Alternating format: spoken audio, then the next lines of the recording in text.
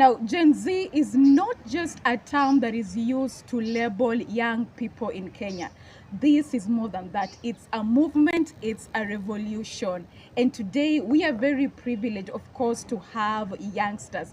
Now, these young souls, they are imagining they want to move away from the usual hashtags that we are used to now they are stepping into the ballot. Who better to answer that than the very young aspiring leaders and incumbent leaders who have just joined us in studio. A big welcome to Political Fireworks. I'm your host, Faith Shikanga.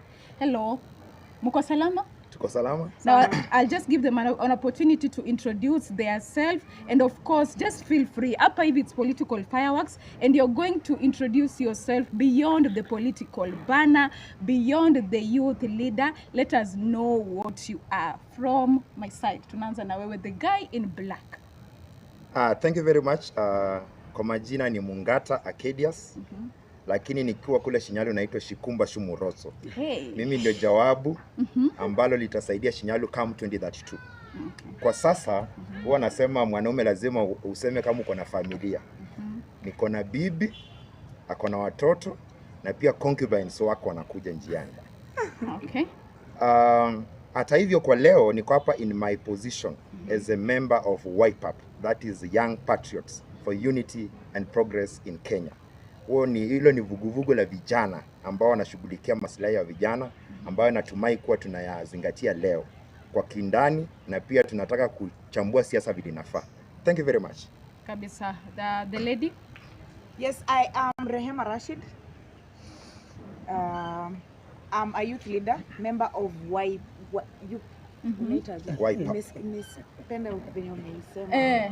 But with so much energy. Yeah.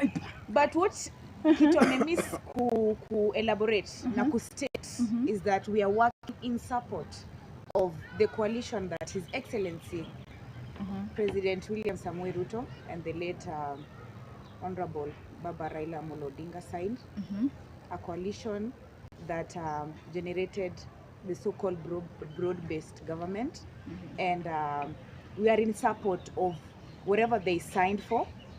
Now that's a whole other debate. Trust me, this lady that's part of our agenda as this movement. Okay. That's why I'm mentioning it. Otherwise, I represent a female voices katika Bunge la Wananchi Western Edition, and yeah, that's much of my introduction. You know, at this point I really feel I wasn't really fair to you. Ladies are always first. I don't know why I missed that point.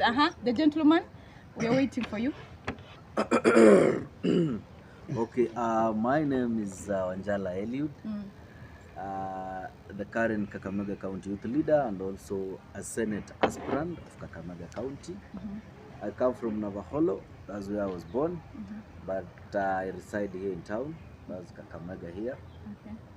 Apart from politics, I'm a conservator of environment, and I've been running so many programs of conservation here in town.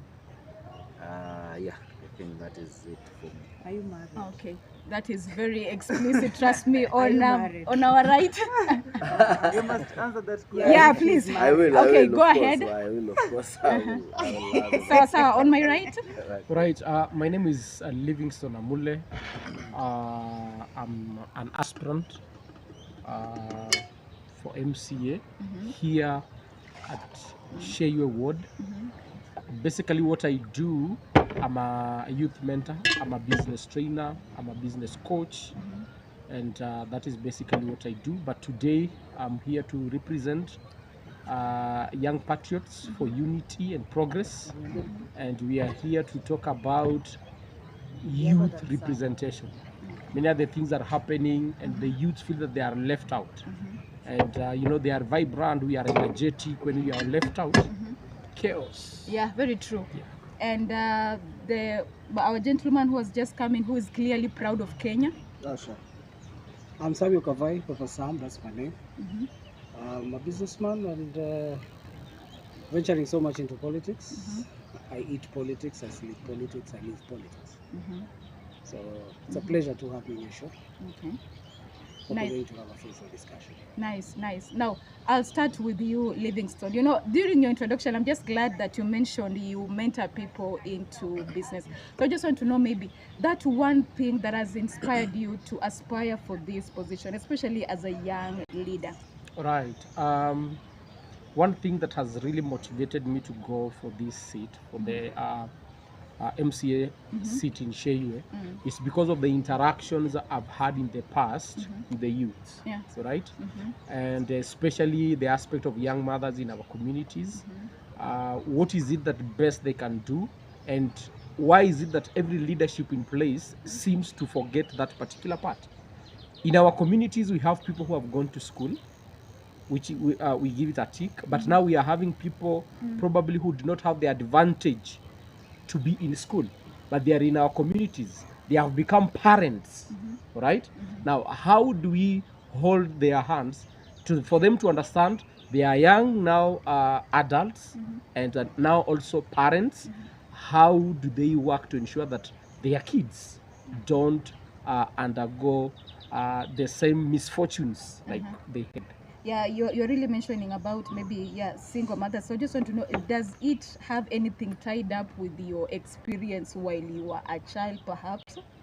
I was raised up with both my parents. Yes. But now I'm speaking from a point of experience in my career in the aspect of mentorship and coaching.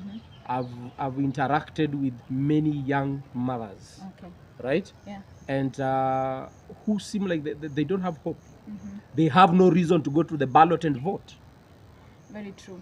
Yeah. Now, before I even go, I'm going to ask one question, and this will cut across, because even if you're a current leader of the youth, or maybe let's say you're an aspiring leader, this question cuts across. Now, we have all seen senators who have, a council of governors have gathered together, claiming that they are not okay, claiming that the Senate, some of them have vowed not to appear in the summons of some committee that is being called upon, with some senators claiming that some senators are up to humiliate them and extort from them. And we have seen the list. They've talked about four senators, and two of them, of course, one of them is Edwin Sifuna. So just want to know, what are your thoughts on that? Is it because the senator, do you think that they are doing the right thing by upholding their mandate to, just try and oversight the governors, or are the governors right by claiming that they do have other agendas? I'll start with you, our youth leader. Thank you very much. I think that's a very important discussion that you need to have as a country. First, from the onset, you have to understand what is the role of the Senate. The Senate was established specifically to guard devolution. And the stewards of devolution are our governors under the county government. And that is a very important mandate that allowed this country to have leadership at two levels. Those are the two cadres of leadership. So we understand what the role of the National Assembly is, to ensure that executive is working. The same way, county governments must be put on notice by the Senate.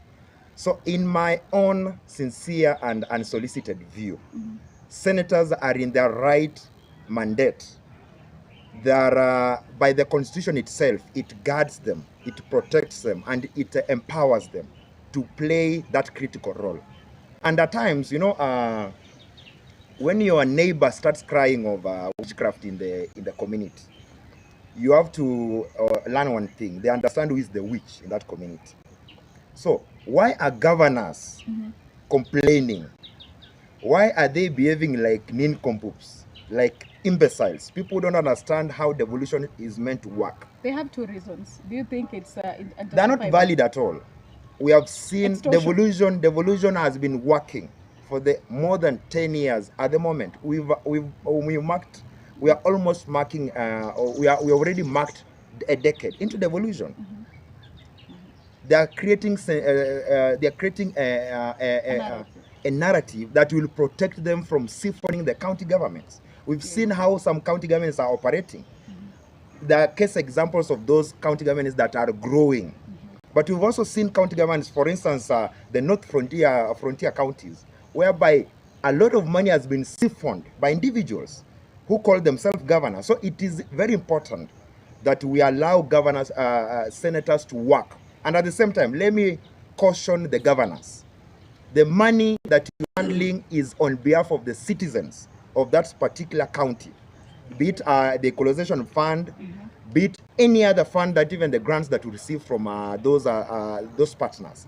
That is being handled in custody, in trust, for the commoners in that county, for the citizens of that county. So it is very important that when you are put on notice, you respond by giving us facts, not by ululations or by bargaining or by what you are trying to do.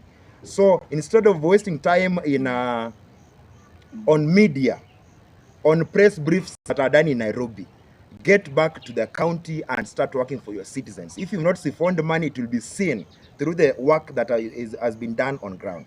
Thank you very much. Let's protect the Senate. Clearly put. Yes. Your thoughts on that? Similarly. Sifuna arudi afanye kazi yake. Mimi sina shida watu wakifanya kazi yao. Everyone should be able and is supposed to be accounted for what we elected them to do. Kama ni senator ana oversight, right? Yes. Na oversight kazi ya governor na how is how right? That's their work. And kama hiyo ndio itafanya Edwin Sifuna atoke huko nje kufanya campaign za kipumbavu akuja afanye kazi ya maana, ni sawa? You know, yeah, let him do his work. In campaigns za upumbavu. Yeah. I'm still stuck with campaigns za upumbavu. I'm just saying, let him come back to class and do what he's supposed to do. Okay. Yeah. Now we'll get back on campaigns za upumbavu owing to the rally, that the mega rally that Sifuna did. Mega rally, my foot. What is mega rally? We are waiting for you, the gentleman. Your thoughts on that? About the oversight of the Senate? When we talk about the rally in Anyuma, let me talk about that. We'll come back to you. We'll come back to you. People went and they felt that rally because of Raila Kamu. Raila Kam, ODM, Raila Amolo Odinga is the reason why somebody woke up and went there. No, because of Ona. Sifuna kama Gaucho Avega alisema, Sifuna kuja na avocado, aende huko Bungoma aone watu wangapi watakuja kumsikiza. And I assure you, we'll get back on that. Achane na chungwa, achukue avocado, akuje na song avocado. People will come in. Let's see. Your thoughts on that, please. Okay.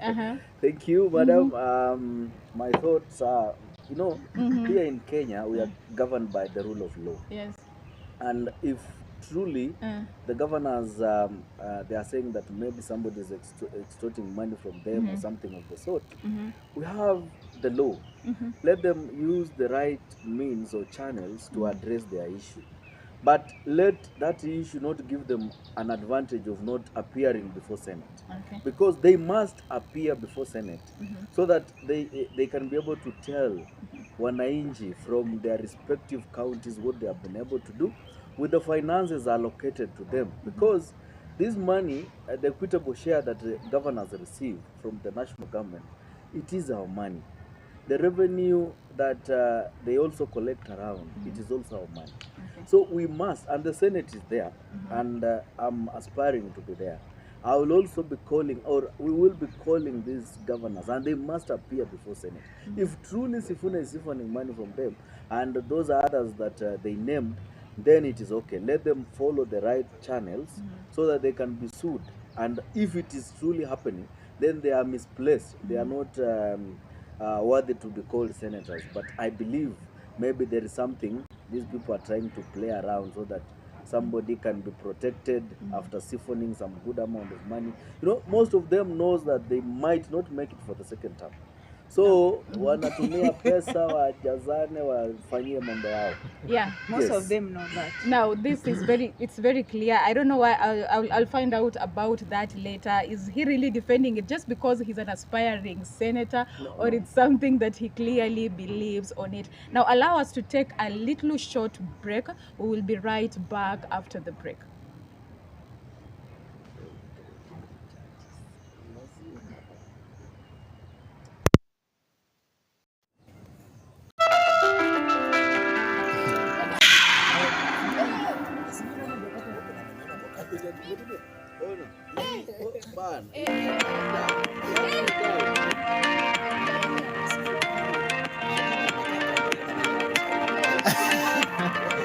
Sun rises over the city's skyline. The camera scoops down the hotel glass facade. Welcome to Sheywe Accommodation and Conference Packages Hotel, located in Kakamega County, Kakamega Town of Kakamega Webuye Road, Kifingo Estate, where every stay feels like a celebration. Our attentive team is ready 24/7 to travel stress into pure comfort. All rooms are spacious and have view to the well-maintained gardens. We offer full day and half-day conference packages. We serve morning and afternoon tea with assorted snacks, buffet lunch with soft drinks, soda and water, half a liter of mineral water, and etc. Conference packages and accommodative apartments are also available. For more information, call us on 0702 624620 or 0716831012 or email sheywe@yahoo.com or visit our website sheywehotel.co.ke. I don't have any problem with Sifuna. You don't need to have a problem with Sifuna. Have a problem with the ODM constitution. Yeah, talk huko basi. Yeah. Come up with his own. No, it is not an issue Of kienyeji dishes.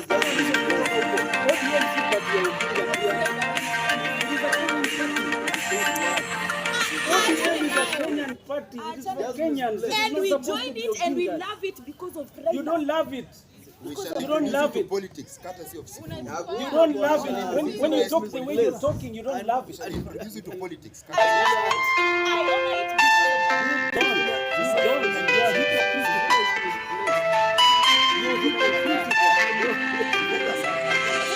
Politics never pauses. It shifts every single day. It passes, and at times it might just explode. Even as 2027 election beckons, most Gen Zs are dominating aspiring leadership. Now, one would want to know, are they ready for leadership, or they just want to break free from the status quo? Number two, will we ever break free from corruption as a country? Because honestly, to Kokabaya, and we need a nation fixers. Most importantly, what do our aspiring leaders intend to do different? These and more questions will be answered profoundly by incumbents and our aspiring leaders. So join me, Faith Shikanga, only on Political Fireworks. Shukran sana Bi Faith Shikanga, kwani hapa ndio nyumbani penye watangazaji waandamizi na walotupea na kubobea katika masuala ya utangazaji. Kumbuka kila siku kujiunga nasi katika vipindi vya Gaya la Mlumbi ikiendeshwa na kaka Mlumbi kizazi cha Walumbi, na vile vile kila siku ya Jumatano kwa vipindi vya madhabahu ya wahenga. Alafu vile vile mtazamaji, usisahau kila siku ya Jumamosi katika kipindi cha muziki dawa yangu ikiongozwa na kaka Isa Pikili ya kizazi cha Walumbi, kwani kule ndipo unapopata burudani na unapata uliwazwa. Karibu sana mtazamaji, hatukia mida ya saa 2 hadi saa 3. Every Tuesday from 5 to 6 p.m. only on KTV Kenya.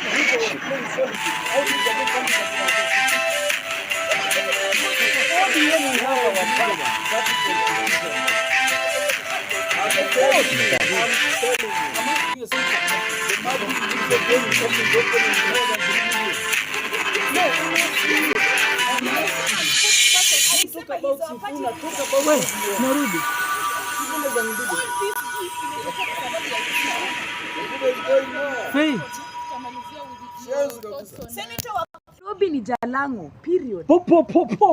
Sawa. Sure, Hey, tuko Senate asubuhi mapema. Sawa. Ngoja. Atuko comedy nataka Nairobi tena comedy. Bwana, mimi naona ni kama nimekasirikiwa na nani. Tutende. Okay. Simkasirikia. All right. Welcome back. we want their thoughts, the two gentlemen, their thoughts on, do you think the Senate is upholding its mandate to fulfill the oversighting of governors, or as their claims, as the governors have claimed, this is just a way to extort and humiliate these governors? Yes, let's start from the other side. Thank you. Let me begin by saying this. The problem that has killed this country after independence is corruption and impunity. As we speak today, 16 years after the promulgation of the new constitution, we don't have one governor that is in court or behind the bars because of embezzlement, because of corruption, because of wrong procurement, and these guys are scot-free. Yet we see all these things happening in the county governments. The problem that is killing this country is impunity. And the precedent that was set. Some have been apprehended, governors. Where are their cases? And impeached. Where are their cases?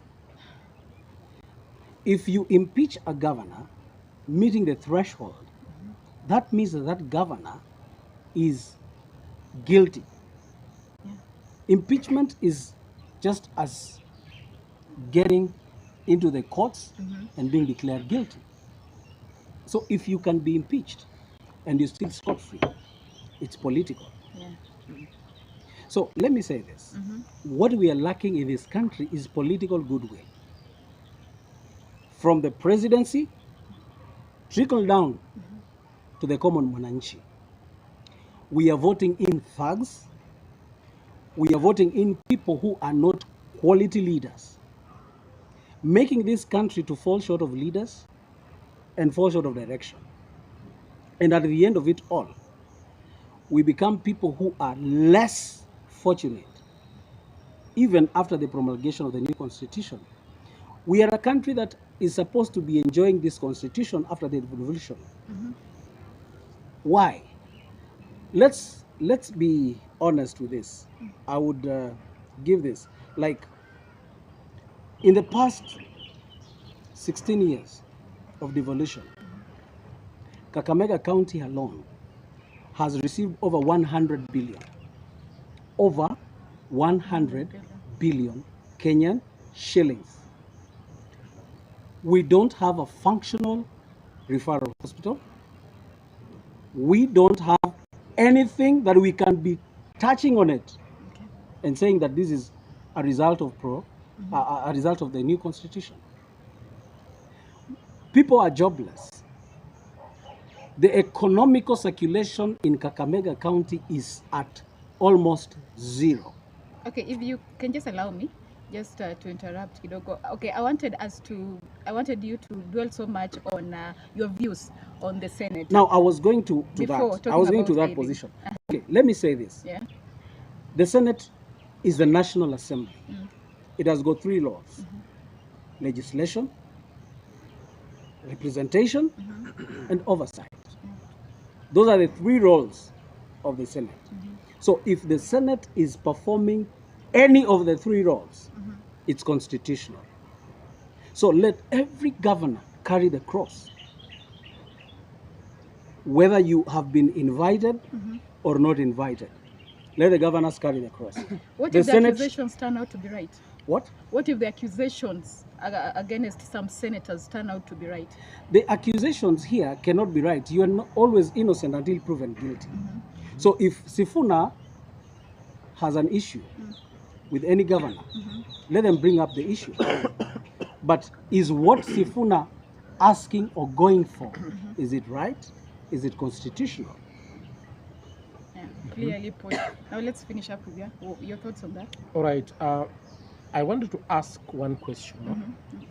If you know that you are doing the right thing, why would you be afraid to come out and say, yes, this is what I've done and I'm planning to do ABCD?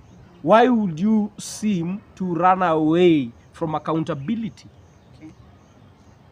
My view, my point will be, governors are running away from accountability.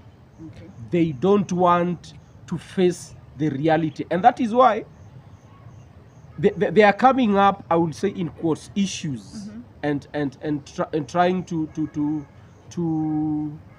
brand, you know, the Senate House, such that the Senate cannot go for them.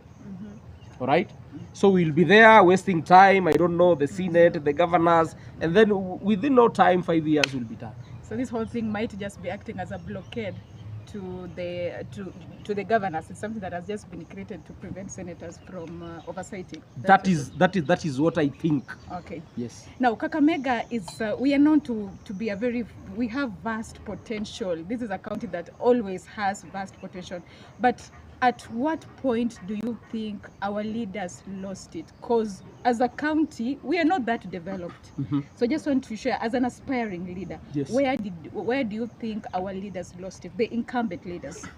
You know, they say one thing, when the leadership on top is dead, even the things on the ground will be dead. Okay. Right? And our leadership, let me speak to be specific. The leadership that we have had is not the leadership that is embracing true change. Right? When we look at the economy, the Kakamega alone, Kakamega is blessed. Kakamega is known even worldwide as a county that produces maize. Right? And now gold. And now gold. But now, if you walk in the entire Kakamega, there is nothing, even one single operational company that you can say is producing maize. But now, go to Naivas, go to Quickmart, go to any supermarket, you will find that we are consumers. Kakamega is a consumer county. We are producing nothing. How would you state? Despite, listen, despite that we are known as a county that can produce maize, when you go to the shelves, you will find unga that is coming from Central. And other parts of the country. And other parts of the country. Okay, now, our people have been told that development is schools, development is infrastructure in terms of roads, right? Now, we have these roads have been built. How are these roads helping our people in terms of economy? It is helping our people in a negative way. We have good road networks, yes, but these road networks are being used by the people of the Kakamega County to go and buy.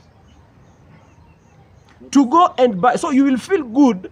You're not walking in the mud to go to the market to buy something that has been imported from Nandi, from Kericho, from Nakuru.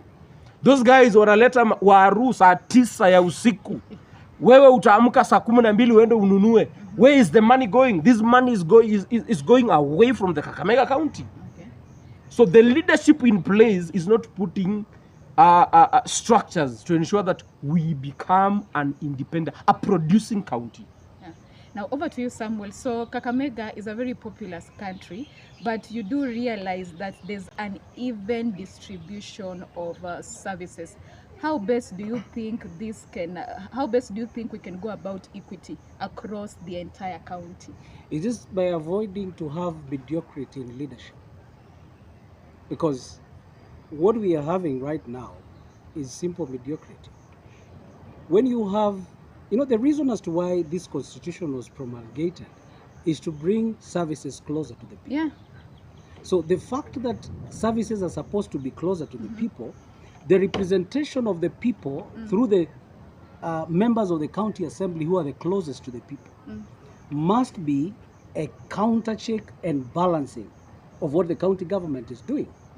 But you see, when we have members of the county assembly who would go around the governor every time to get 5,000 shillings, just because they need to be popularizing themselves around, that misses the point.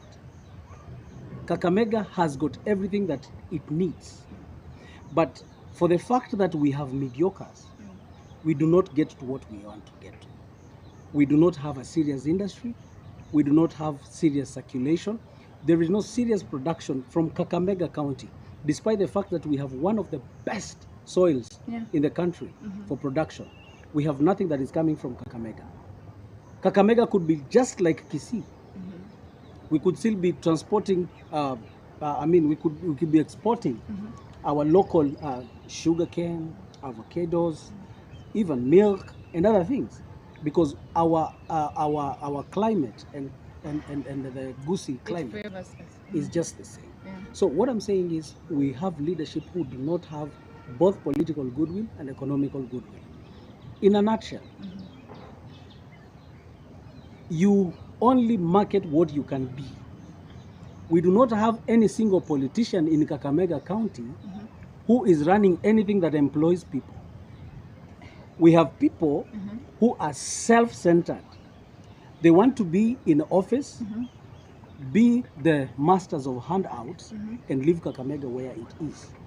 So they're not empowering the local Mwananchi because they know once they are empowered, they will not get to where they're supposed to be. Now, Samuel, in the same breath, if there's something the governor of Kakamega always takes pride in, is promoting talent, which consequently leads to employment, because some of these youth, they monetize their talent. That is one thing that he always takes pride in. Do you think that this will help to try and curb this never-ending song of unemployment? Promoting talent is one thing. Yeah. But putting on the table what talent has brought is another thing. When you promote talent, tell us what talent has done.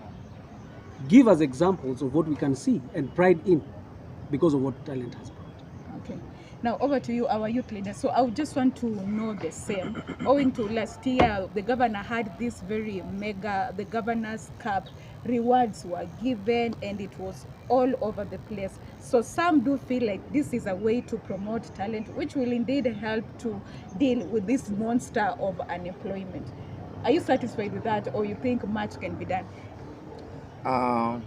First of all, we have to admit where the problem is.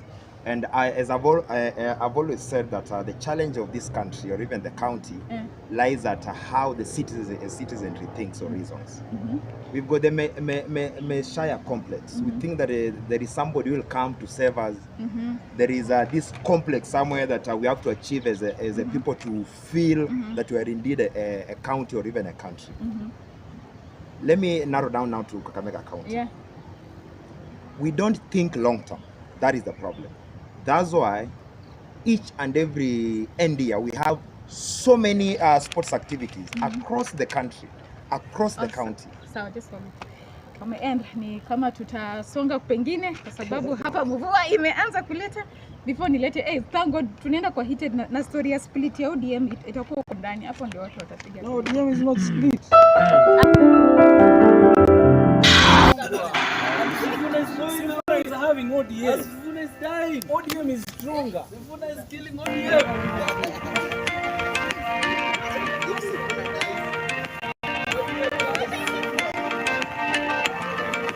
Sunrise is over. This is skyline. They come